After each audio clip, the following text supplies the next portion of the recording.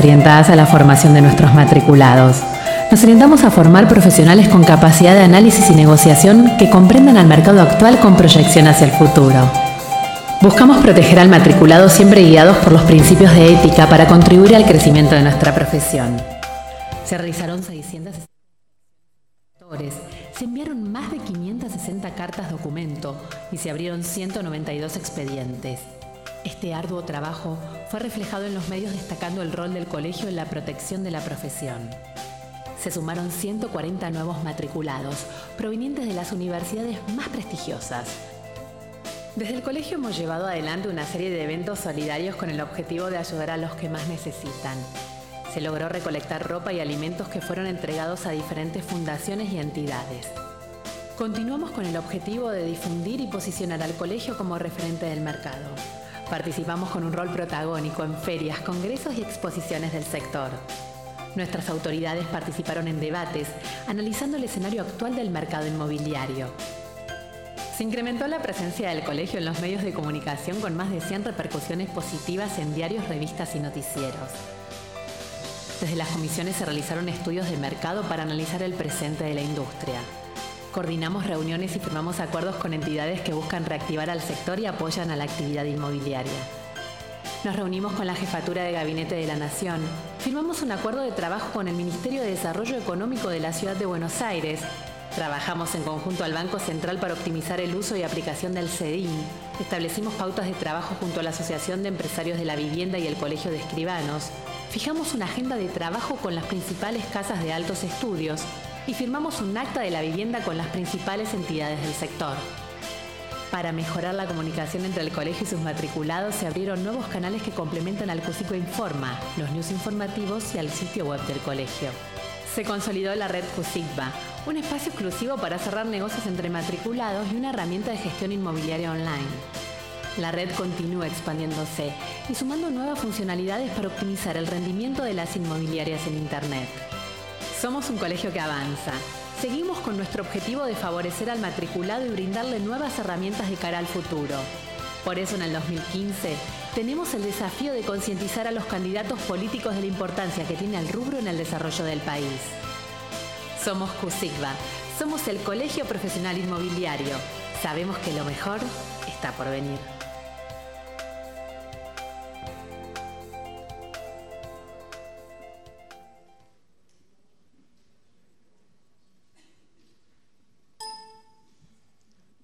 Buenas noches a todos, muchas gracias por venir. Mi nombre es Mario Gómez, soy miembro del Consejo Directivo y titular de la Comisión de Capacitación.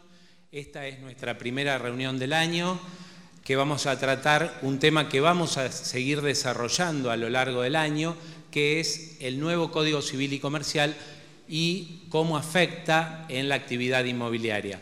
Será una serie de charlas. Hoy vamos a comenzar con esta charla a cargo del doctor Rodolfo Barbieri sobre el tema del nuevo Código Civil y Comercial, cómo afecta a las locaciones urbanas.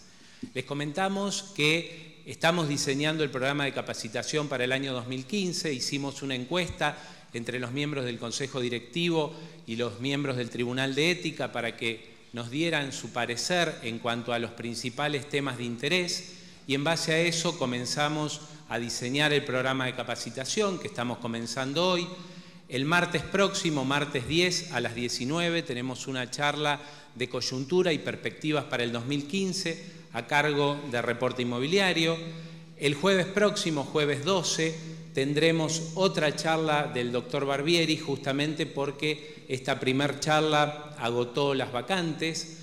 El lunes 16 a las 17:30 tendremos a la presidenta y a la secretaria del Colegio de Agrimensores de la Ciudad de Buenos Aires. Ustedes saben que a partir del 1 de abril comienza a regir en el ámbito de la ciudad la cédula parcelaria, entonces va a haber que hacer un estado parcelario, va a tener que intervenir un agrimensor, como sucede en provincia. Entonces la idea es poder conocer el alcance de esta nueva reglamentación. El 18 de marzo por la mañana vamos a tener un curso de fotografía para mejorar la oferta de nuestros inmuebles.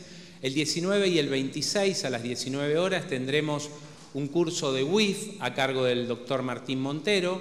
El 20 de marzo repetimos el curso del doctor Barbieri sobre el nuevo Código Civil y Comercial. Y en la última semana del año tendremos el 27 un evento por el mes de la mujer, un evento cultural que organiza también la Comisión de Capacitación, Cultura y Eventos.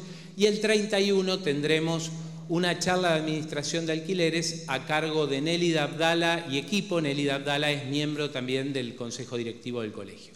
Así que los invitamos a consultar en la página del colegio todos los cursos y todas las actividades de capacitación, y les invitamos también a que nos hagan llegar sus sugerencias acerca de temas de interés al mail de Adriana Campero. Adriana Campero es la secretaria del colegio y es la persona que el colegio ha asignado para asistirnos en los temas de capacitación. El mail de ella es acampero@cusicba.com.ar, o la pueden llamar a los teléfonos del colegio para hacernos llegar sugerencias, inquietudes, temas que podamos mejorar y cambiar. A continuación vamos a tener la charla del doctor Rodolfo Barbieri. El doctor Rodolfo Barbieri es abogado, es el asesor jurídico del colegio y es autor del libro El precio de la locación urbana, de Editorial Némesis, y ahora en el mes de marzo está lanzando un nuevo libro justamente sobre el tema que nos convoca, que es la ley de locaciones urbanas y sus modificaciones con motivo del nuevo Código Civil y Comercial, además de ser el autor del comentario a la ley 2340, ley de la que participó activamente.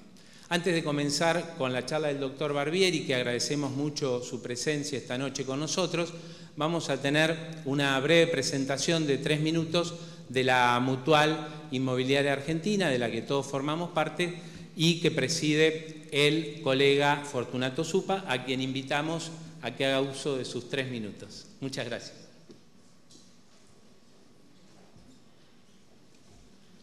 Bueno, buenas tardes. La verdad que me siento orgulloso de pertenecer a esta institución. Me da mucha alegría ver a todos los colegas ávidos de poder profesionalizarse. Realmente, bueno, no tengo más palabras que de agradecimiento, y a todos los que disfrutan de este colegio. También debo decirle que pensaba cuando venía, ¿no?, que todos ustedes son propietarios de este colegio. No sé si ustedes saben que cada uno de ustedes tiene un ladrillito, porque dada a la buena gestión de la Junta Normalizadora primero y de las comisiones que vinieron después, se pudo adquirir este edificio, que es un orgullo para todos los matriculados. ¿Y con qué se adquirió? Se adquirió con el dinero de las matriculaciones de primera instancia. En lugar de desviarse por otro lado, se aplicaron a este edificio. Por lo tanto, CUSICBA, que es el colegio de todos ustedes, de esta generación y de todas las generaciones que vengan, realmente es uno de los colegios más jóvenes que ha podido adquirir su sede, porque hay instituciones que pasan años y años y no logra. Bueno, dicho esto, yo soy Fortunato Zupa, soy presidente de la Mutual Inmobiliaria Argentina, que hoy por hoy acaba de trasladar su sede aquí al colegio, y quería decirles que gracias al esfuerzo también económico de CUSICBA, que va a pagar por todos sus matriculados una cuota a la Mutual para que todos sus matriculados puedan usufructuar del beneficio de la Mutual en forma totalmente gratuita. Bien, no solamente el matriculado, también sus empleados, también familiares de primera rama. Así que bueno, otra felicitación para CUSICBA, que ha hecho este esfuerzo económico. Y cuando digo que es así, porque hace un rato alguien me preguntaba, y dígame, Zupa, ¿y después no me irán a cobrar? No, no le van a cobrar. Usted va a ser socio en forma gratuita, mientras, lógicamente, la Mutual siga funcionando y que las autoridades de CUSICBA sigan haciendo el aporte. El día que esto no sea así, va a quedar a criterio de todos ustedes poder continuar o no, ¿no? Alguien me preguntaba también, y dígame, Supa, ¿qué es esto de la mutual? Bueno, la mutual inmobiliaria les va a brindar a ustedes, y a partir de ahora vamos a triplicar el servicio, porque lógicamente con esta sinergia que nos transmite el colegio, no es lo mismo tener 1.000 socios que tener 6.000, ¿no? Y pensamos llegar a 21.000 matriculados con sus familiares y también con sus empleados. ¿Qué es lo que le va a dar la mutual? Bueno, en principio todos los servicios que nosotros tenemos y logramos con descuento. Esta es la única mutual no sindical del país. Por lo tanto, lo único que persigue es solamente un beneficio para el matriculado. Este es el objetivo, ¿sí? El objetivo principal es que el matriculado pueda usufructar en forma gratuita. Nadamente va a presentar su carnet y nada más. Algunas de las cosas que tenemos así muy fuerte en este momento, acabamos de firmar un convenio con Freeway, que es pues si no parece lo de los sándwiches, es una de las empresas mayoristas más importantes del país, una de las más importantes donde usted puede viajar a cualquier lugar del mundo. Y usted me dirá, Supa, ¿y qué beneficio tengo? Bueno, además del asesoramiento, va a haber un descuento que va a ir desde el 8 hasta el 15%. Le puedo asegurar que este es un descuento muy grande que nosotros se lo vamos a trasladar al matriculado, ¿sí? Es muy grande, ¿por qué? Porque, para que usted tenga una idea, a una agencia de viaje es lo que le hacen ese descuento, ¿sí? O sea que ustedes van a poder viajar a través de la mutual con todo el asesoramiento de una empresa internacional. Tenemos también Medicus. Para los que sean hoy tengan su carnet de Medicus, bueno, no es necesario el nuevo ingreso, sino que usted, siendo ya socio de Medicus, puede tener a través de la mutual entre un 8 y un 15% en su cuota, ¿sí? Estamos mandando tarjetas de Jumbo que van a tener un 10% de descuento en la compra, además del descuento propio que hace Bodegas del Fin del Mundo, Bodegas Cavas, Megatron, y estamos atrás de dos convenios muy importantes, uno con Megatron y otro con McDonald's, que nos están prometiendo que van a hacer un descuento de un 20% con nuestro carnet. Todo esto es una nueva mutual que, gracias una vez más al esfuerzo económico que CUSIGBA hace sobre esto, bueno, vamos a poder brindarle a ustedes. Nos vamos a esforzar y toda sugerencia que ustedes nos hagan va a ser siempre muy bienvenida. Cometeremos algunos errores, como todos, pero acá la voluntad es simplemente que en forma gratuita todos los matriculados puedan acceder a este beneficio y cada vez más. Lo que le pido a todos los titulares, que por favor nos manden un mail con sus empleados, nombre, apellido, y a qué inmobiliaria pertenece, para también poderle hacer el carnet a ellos. Además del carnet que hoy han recibido, en 30 días va a haber un carnet nuevo, que es el carnet con todas las actualizaciones de domicilio y demás, lo van a recibir vía correo. No tengo más que decirle, le deseo una linda jornada y la verdad que es un lujo poder escuchar acá al profesor que además es un orgullo de la profesión. Buenas noches y gracias.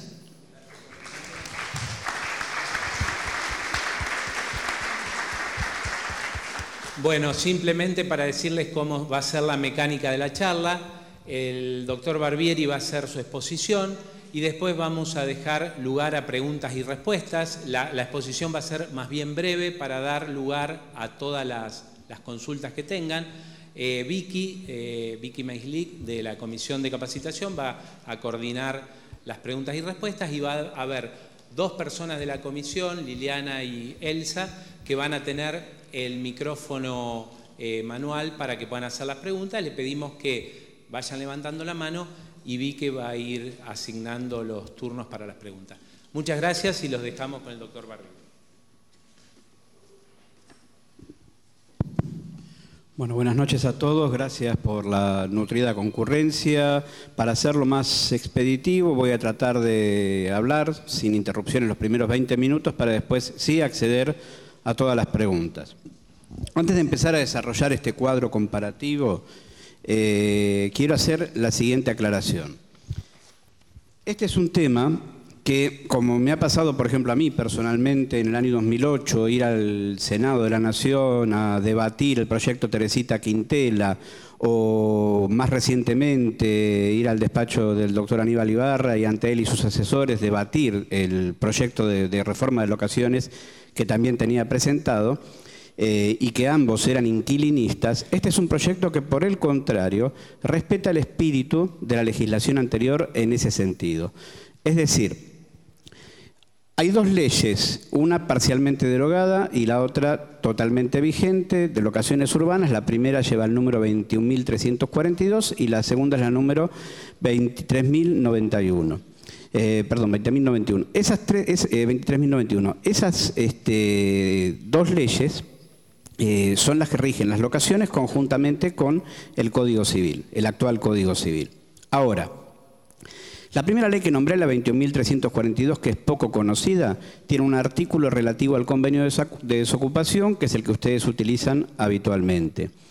Pero fundamentalmente, estando este nuevo Código Civil y Comercial derogando tanto el Código Civil como la Ley 23.091 y la Ley 21.342, respetó un artículo, que es ese mismo artículo que yo les planteé en el Senado a los asesores de Teresita Quintela o a los asesores de los otros senadores, o que planteé ante el doctor Ibarra en oportunidad que nos dieron de poder debatir ese proyecto, y que es la garantía del Estado. El artículo 6 de la ley no fue derogado por la nueva legislación. Se los voy a leer. El artículo 6 dice: garantía del Estado. El Estado garantiza la libertad de contratación y el ejercicio regular de los derechos de los contratantes en las locaciones iniciadas o que se inicien a partir del 1 de enero de 1974.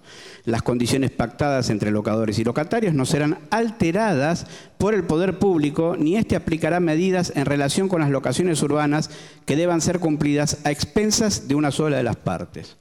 ¿Por qué se hizo esto? Porque veníamos de muchas décadas de emergencia locativa donde el inquilino se podía quedar toda la vida dentro del inmueble y no pagar o pagar muy poco. Entonces, eso, más que beneficiar a la que se considera la parte débil de la relación, la perjudicó, porque se retrajo mucho la oferta de inmuebles para dar en locación y obviamente eso hace que se encarezca ese producto, ¿no es cierto? Lo bueno, digo, entonces, es que ahora con esta reforma se hace hincapié en que derogando todo lo relativo a locaciones urbanas, lo único que queda en pie, por decirlo de alguna manera, es este artículo 6. Con lo cual, el proyecto no es ni a favor del propietario rentista, ni es inquilinista como podía llegar a pensarse.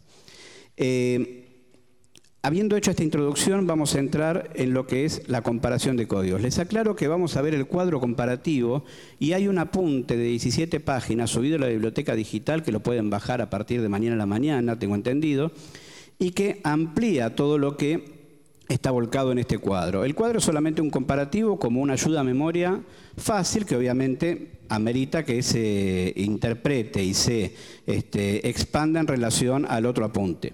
Más allá del chivo que pasó Mario, de que bueno, a partir de abril entiendo que va a haber un libro de mi autoría con todo el tema. Vamos a empezar con este gráfico. El primer segmento que dice en el código actual, facultades especiales para locaciones de 6 o más años.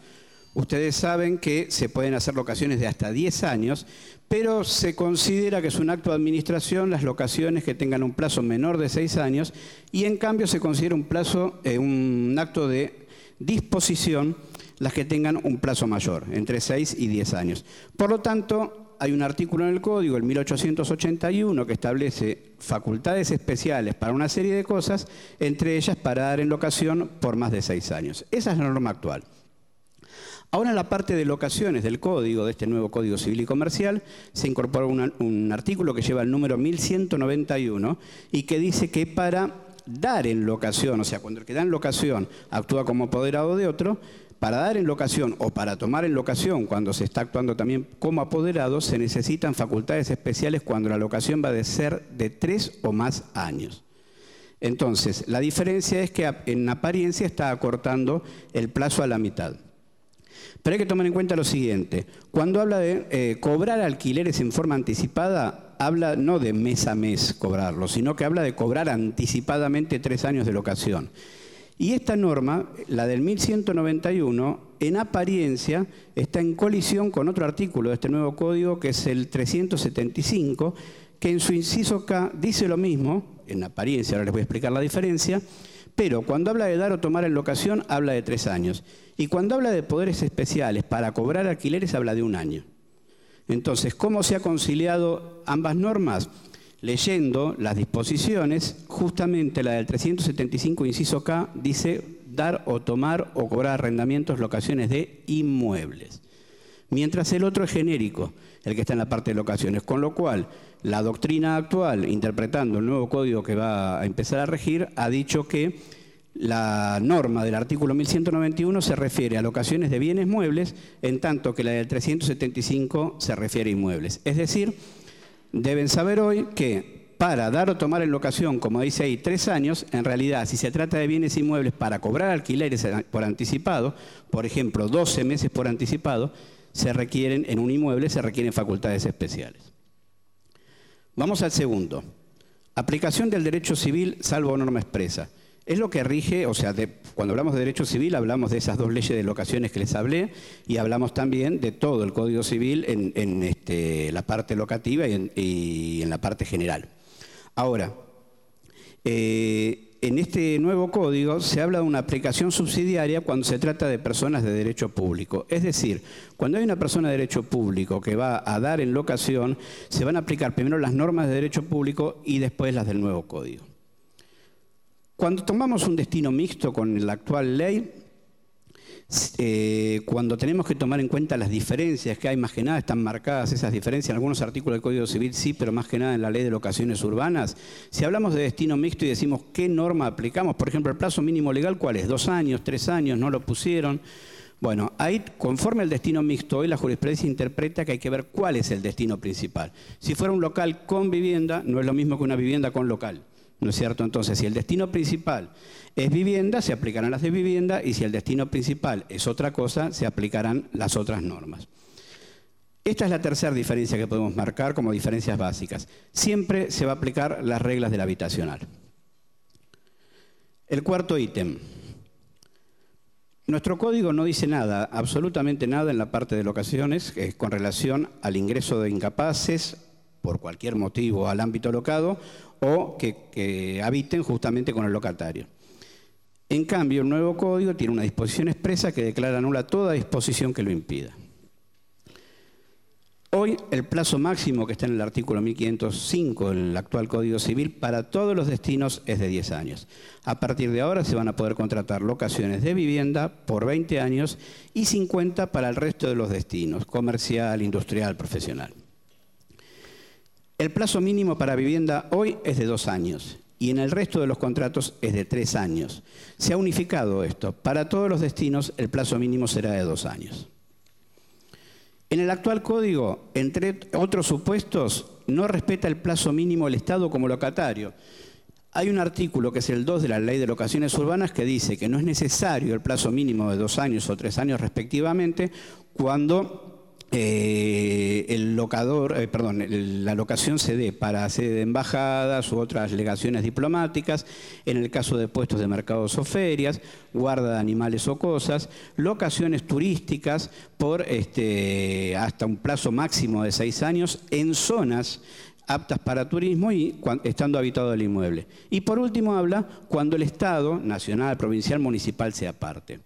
Este artículo se ha mantenido, pero tiene algunas diferencias. El último ítem, donde dice cuando el Estado, nacional, provincial o municipal sea parte, lo han suprimido. Han considerado que el Estado, si es locatario, se tiene que someter al plazo mínimo legal, es decir, a los 2 años, o al plazo máximo que les acabo de comentar. La otra diferencia, con relación a los alquileres turísticos o como les llamamos nosotros temporarios, en el caso de estos alquileres, que hoy habla de zonas turísticas, inmuebles amueblados y por un plazo máximo de 6 meses, ya no se necesita que sea una zona turística.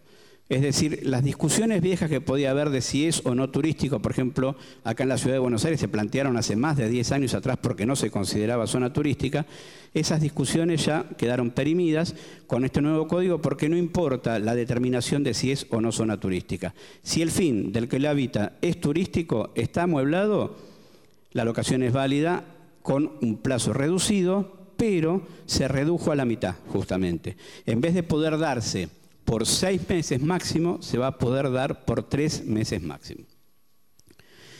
Hoy con el actual código, si no está prohibido, porque esto es una norma supletoria, se puede ceder o sublocar la locación, ¿no es cierto? El locatario, si no se lo prohibimos, puede ceder o sublocar. La diferencia entre ceder o sublocar está dada en que ceder significa que va a haber dos partes. El inquilino es reemplazado por el tercero que pasa a ser el nuevo locatario. En cambio, en la sublocación tenemos 3 partes, porque va a haber un nuevo contrato. El de locador y locatario se mantiene y el locatario con un tercero hace un nuevo contrato llamado sublocación. La cesión de la locación en la legislación actual se rige por las normas generales de la cesión y eso implica la obligación de que se haga por escrito y que se tenga que notificar. Pero en cuanto a la sublocación, lo único que dice el actual código en el artículo 1598 es que para el caso de que el locador haya dicho que si no se alquila sin su autorización, la locación en principio no sería válida. Pero cuidado, porque ahí la misma norma está diciendo, y la doctrina y jurisprudencia ha completado, que si yo estoy obligado a darle aviso previo al locador, porque así está puesto en el contrato, y prescindo de ese aviso, si la persona que coloco en mi lugar como locatario tiene la misma solvencia y buen crédito que gozaba yo, entonces esa locación también será válida. Hoy, con el nuevo régimen, por eso le digo que hay partes del código que me animaría a decir que están hechas más a favor del locador, es imprescindible notificar al locador tanto de una cosa como de la otra. Y es más, en lo que a la sublocación se refiere, hay que avisarle, el locatario le tiene que avisar, indicando, por medio fehaciente obviamente, indicando nombre del sublocatario, domicilio del sublocatario, el objeto de esta sublocación y a partir de la recepción de esa notificación, el locador va a tener 10 días para oponerse. Si el locador no se opone, recién ahí es válida la sublocación.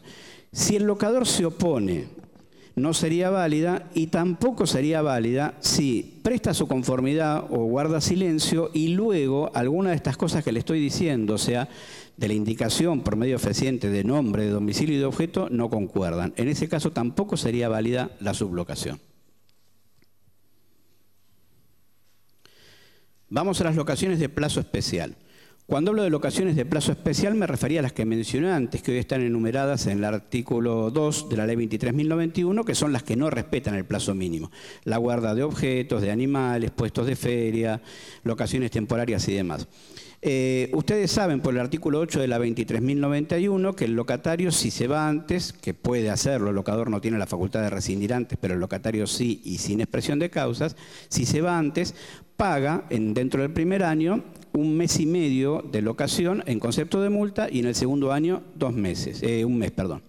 Ahora, lo que se ha establecido que no estaba en el anterior código es que, por ejemplo, si yo alquilo un galpón para depositar mercaderías y conforme al objeto, por ejemplo, la guarda estamos hablando, ¿no es cierto? Conforme a ese objeto, puedo alquilarlo, supongamos, por un plazo de 9 meses, si a los 3 meses digo me voy, le tengo que dar una indemnización al locador de 2 meses más, cosa que hoy no existe. O sea, por eso les sigo aclarando de que hay algunas disposiciones innovadoras que juegan a favor del locador, como para llevarle también tranquilidad a sus clientes, ¿no es cierto?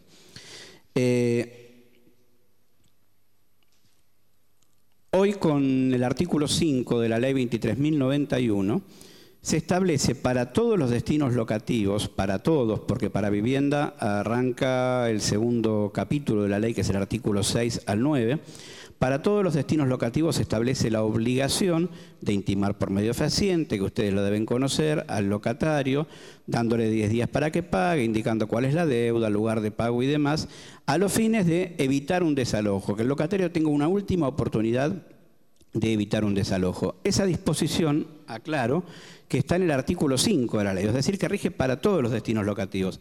En cambio ahora se ha replicado en el nuevo Código Civil, pero rige únicamente para vivienda. O sea que si queremos iniciar un desalojo por falta de pago para otros destinos locativos, comercial, profesional e industrial, no es requisito este aviso previo conforme a la nueva normativa. Vamos a la segunda página. ¿La podemos pasar, la filmina, a la segunda página?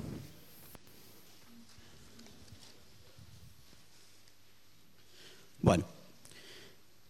El locatario puede resolver anticipadamente con preaviso, lo que estábamos hablando, el artículo 8, ¿no es cierto? Ustedes saben que tiene que dejar transcurrir 6 meses, 6 meses sí o sí tiene que estar, a partir de ahí tiene la posibilidad de irse. Puede haber preavisado con 2 meses de anticipación antes de los 6 meses, o a partir de los 6 meses, cuando decida irse, tiene que preavisar con 2 meses de anticipación. Y después, bueno, paga las multas que estamos hablando. Esa norma también está en el nuevo Código Civil, pero también se ha suprimido la obligación de avisar con 60 días de anticipación. O sea que el locatario me puede avisar hoy que se va mañana. Se ha suprimido la obligación de dar preaviso con la antelación de 60 días, ni con esa anticipación ni con ninguna otra. Bueno, este tema va a dar que hablar. Se puede contratar en dólares. Y en el nuevo código se puede, pero en principio no es locación. ¿Qué quiere decir esto? Se puede contratar en moneda extranjera. Nosotros tenemos el artículo 617 del Código Civil en la redacción original, allá lejos en el tiempo, que hablaba de que la obligación en moneda extranjera no era una obligación de dinero, no se consideraba dinero a la moneda extranjera, que era una obligación de dar cantidades de cosas. Cuando viene la ley de convertibilidad, en el año 1991, la ley 23.928, lo que se establece mediante esta ley es, además de establecerse, como todos sabemos, la convertibilidad del peso o en ese momento del austral por el dólar, es la factibilidad de cobrar en dólares, que la ley de locaciones urbanas lo prohibía. La ley de locaciones urbanas decía, se pueden indexar los alquileres por los índices oficiales, se puede establecer por precios referidos por la actividad, se puede indexar, lo que no se puede es contratar en dólares. Ahora, cuando llega en el año 1991 esta ley de convertibilidad, la ley de convertibilidad viene a decir, se puede contratar en dólares. Y sabíamos que era convertible, o sea que nos daban dólares, los cambiaban por pesos, nos daban pesos, los cambiábamos por dólares. No había ningún tipo de problema. El locador siempre tiene que tener, en Argentina o en cualquier país, una pauta que le permita tener una estabilidad en cuanto a la renta que percibe, porque si no habría un desfasaje que juega a favor del locatario. Mientras no se incurra en abuso, es así. Si la moneda, digamos, del país, la moneda local está protegida, es decir, que es poco sensible a la inflación, no habría ningún tipo de inconveniente. Siendo una moneda como la nuestra, la protección siempre estuvo o en la indexación o en la posibilidad de contratar en moneda extranjera. Bueno, ese artículo 617 que incorpora la ley 23.091 dice que ahora la moneda extranjera se considera dinero. Bárbaro. Agrega otro, el 619, que dice que cuando uno contrata en moneda extranjera tiene que pagar en especie, en la misma especie, es decir, tiene que pagar con la moneda extranjera. El proyecto, como lo redacta la comisión redactora, justamente encabezada por el doctor Lorenzetti y enviada al Poder Ejecutivo Nacional, en los artículos 675 y 676 está diciendo más o menos lo mismo que les acabo de decir. Pero cuando la Secretaría Legal y Técnica de Presidencia, a cargo del doctor Zanini, toma esos dos artículos, los modifica. El segundo artículo decía, lo mismo que el 619, que se pagaba en la misma especie, agregando de moneda extranjera. Le suprime eso. Y en el artículo 675, ese era el 676, en el 675, cuando habla de que se considera una obligación de dar suma de dinero, ahora dice que es una obligación de dar cantidades de cosas como el artículo redactado en el siglo XIX. La obligación en moneda extranjera, esta es la parte general del código, no le estoy hablando de locaciones, es la parte general del código, dice la obligación de dar moneda extranjera, no se considera una obligación dineraria, sino de dar cantidades de cosas. Y agrega, el deudor se libera si al día de pago entrega la cantidad equivalente en moneda de curso legal. En el proyecto original habían puesto a la cotización oficial. Aparentemente, por lo que he leído, por presiones periodísticas sacaron esa última parte. O sea que termina diciendo el equivalente en moneda de curso legal. Entonces, lo primero a tomar en cuenta, ¿se puede contratar en dólares hoy? Sí, no existe una norma como la que prohibía en la ley 23.091 contratar en dólares. Pero les agrego, se puede contratar en dólares, pero estaríamos en presencia de un contrato innominado. Ya no sería un contrato de locación. ¿Por qué? A lo mejor acá los que tienen más años de profesión, voy a decir, no de edad, como yo que empecé en la década del 80, no sé si recordarán que en los boletos de compraventa, cuando se compraba en dólares poníamos que los entrega en permuta. No sé si alguno se acuerda que se hacía así. La cantidad de dólares billetes estadounidenses, tanto que el comprador los entrega o los entregará en permuta. ¿Por qué era una permuta? Era cosa por cosa. El inmueble por billetes que no eran dinero. Bien. Ahora nos encontramos que una compraventa, sonará ridículo, pero si la hacemos en dólares, como se hacen habitualmente las compraventas, no es más compraventa. Pasaría a ser una permuta, porque es cosa por cosa. Esto obviamente genera incertidumbre y va a ameritar nueva normativa. Obviamente todos lo dicen, si no se va a judicializar muchas cosas, porque tenemos, por otro lado, otro artículo, en el que es el de contrato de depósito, creo que es el 1390, depósito bancario me refiero, que dice que obviamente si se deposita en moneda extranjera hay que devolver la misma especie. Y si es la misma especie, contradice al anterior. El 676 que dice que hay que devolver la misma especie, aunque le hayan sacado de moneda extranjera. O el 1525 referido a los contratos de mutuo, que también dice que hay que devolver la misma especie. Tratan de justificarlo, o sea, lo que pasa es que al ser una inserción no pensada en un comienzo, obviamente se produjo un desbarajuste y tratan de justificarlo diciendo que, por ejemplo, normas como la del contrato de cuenta bancaria, el contrato de depósito bancario, son normas especiales y en cambio este 675 es una norma general, entonces la norma especial en todo lo que se le oponga hace inaplicable o deroga la norma general. Pero igualmente va a generar mucha incertidumbre. Sobre todo, y esto lo voy a decir después al final y a lo mejor contestando alguna pregunta, tomando en cuenta si podemos en un contrato de locación dejar o no, o en una compraventa, por ejemplo, dejar o no sin efecto esta disposición. Es decir, la disposición que dice que nos van a pagar con el equivalente en moneda de curso legal. Eso lo vamos a dejar para el final. Les agrego que se puede contratar en dólares, pero ya no sería un contrato de locación, sería un contrato innominado. ¿Y qué reglas se siguen? No nos afecta en nada, porque para los contratos innominados, el nuevo código en el artículo 970 dice: los contratos son nominados e innominados, según que la ley los regule especialmente o no. Nosotros también le llamamos contratos típicos o no típicos, ¿no es cierto? Típicos son locación, permuta, donación, mandato, todos los que figuran en el código. Y los otros, mientras su objeto no esté prohibido conforme al actual artículo 953, son válidos, pero no están tipificados. Agrega, los contratos innominados están regidos en el siguiente orden. Primero que nada, por la voluntad de las partes, o sea que se respeta la voluntad de las partes en el contrato. Segundo, las normas generales sobre contratos y obligaciones. Terceros, los usos y prácticas del lugar de celebración y, por último, las disposiciones correspondientes a los contratos nominados, que en este caso serían locaciones, afines, que son compatibles y se adecúan a su finalidad. O sea que le llamemos nominados o innominados es un tecnicismo porque, en principio, se va a poder recurrir, después de ver el contrato y las modificaciones que puede introducir, o sea, rige más la autonomía de la voluntad todavía que en materia locativa, o sea, si hablamos de una locación en pesos, pero se va a aplicar el contrato en el orden que di de prelación y, por último, ante la duda o ante lo que no diga y era disponible el contrato, se va a aplicar las normas relativas a las locaciones urbanas.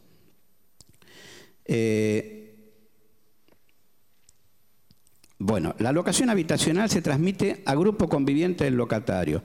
Actualmente, en la parte de vivienda, que yo les dije que estaba del artículo 6 al 9 de la Ley de Locaciones Urbanas 23.091, el artículo 9 justamente dice que si se trata de vivienda va a quedar desplazado los herederos en esa transmisión de la locación si fallece el locatario o si desaparece, ¿no es cierto?, y el inmueble sigue ocupado, va a seguir la suerte de continuar con la locación el grupo conviviente. y no los herederos. Es decir, si una persona vivía, por ejemplo, en concubinato, con otro grupo de personas, con un amigo, con quien sea, y aparece un hijo, una hija, a intentar continuar con la locación siempre de vivienda, estoy hablando, en nuestro actual régimen, el que está rigiendo hoy, se va a preferir a el grupo que pueda tener, como dice la misma ley, un ostensible trato familiar y por un tiempo más o menos prolongado, pero no aclara. Ahora, de toda la perorata que les hice, es lo mismo, con la diferencia que sí se aclara. Se requiere un año previo de trato familiar. O sea, el que se quiera quedar en la locación desplazando al pariente, o sea, al heredero, ¿no es cierto?, del locatario, va a tener que demostrar ese año previo de trato familiar. Sigo. En el actual régimen, el incendio se presume caso fortuito. ¿Qué quiere decir esto? Se prende fuego.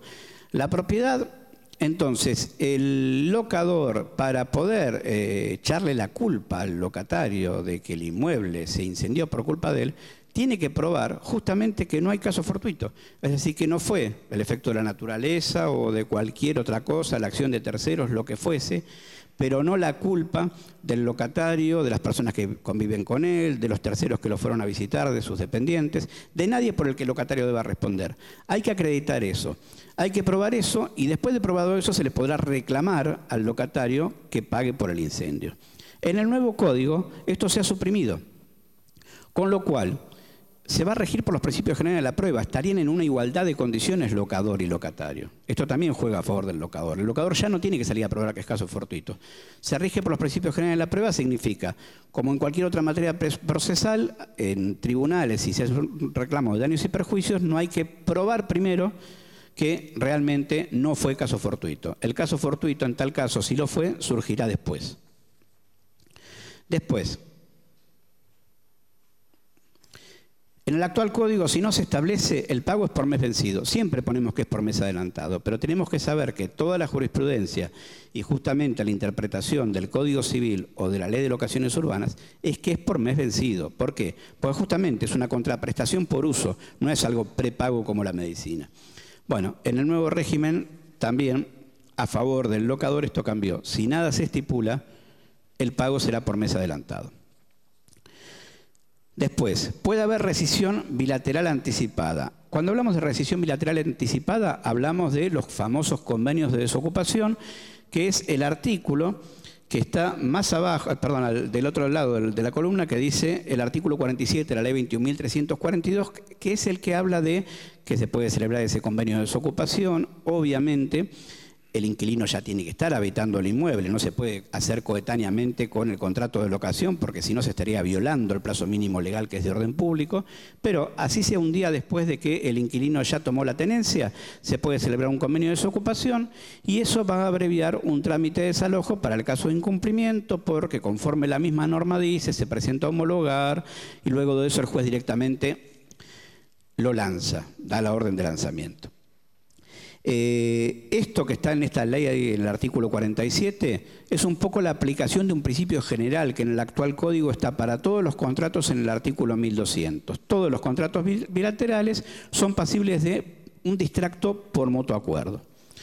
Ahora, al derogarse la ley 21.342, como le dije, a excepción del artículo 6, tenemos que regirnos a la norma general. En la parte de locaciones, igualmente el artículo 1198, segundo párrafo de este nuevo Código Civil y Comercial, dice: el locatario puede renunciar al plazo mínimo si está en la tenencia de la cosa. Es decir, si ya entró, puede celebrar este acuerdo. Y el acuerdo, el artículo que reemplaza al 1200, pasa a ser el 1076, que dice: rescisión bilateral. El contrato puede ser extinguido por rescisión bilateral. Esta extinción, excepto estipulación en contrario, solo produce efectos para el futuro y no afecta derechos de terceros.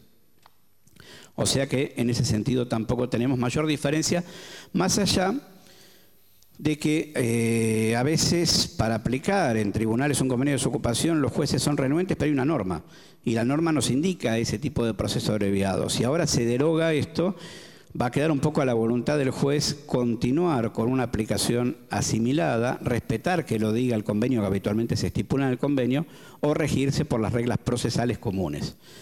Ese es el único inconveniente que se podría proyectar en un futuro. Bueno, después, en el caso de abandono pasa lo mismo. El caso de abandono, cuando el inquilino se va sin dejar quien haga sus veces, no es el mismo caso del artículo 9, donde el abandono lo podemos asimilar a una desaparición de la persona, ¿no es cierto? Acá se va quien haga sus veces, quedó todo abandonado. Entonces, obviamente, para evitar la intrusión o daños a la propiedad, el locador, conforme a estas dos normas que han sido derogadas, puede tomar cuenta del estado de bien, recurre a la policía, sigue todo el procedimiento que dicta la ley, y en función de eso, luego en tribunales se solicita al juez la tenencia del inmueble.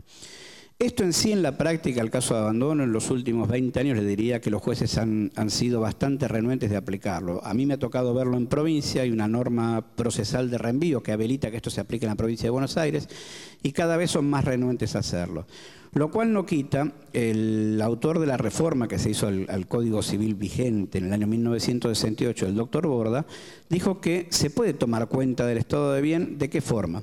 Si nosotros vamos al bien sin ir a la justicia, con un escribano para que haga un acta, con un cerrajero y con 2 testigos, entonces estamos cumpliendo con todo lo que mismo está diciendo la ley derogada ahora, la 21.342, en estos 2 artículos, y de esa forma se considera que no podría o no debería tener problema en el futuro el locador por no recurrir a la justicia para pedir la tenencia del inmueble.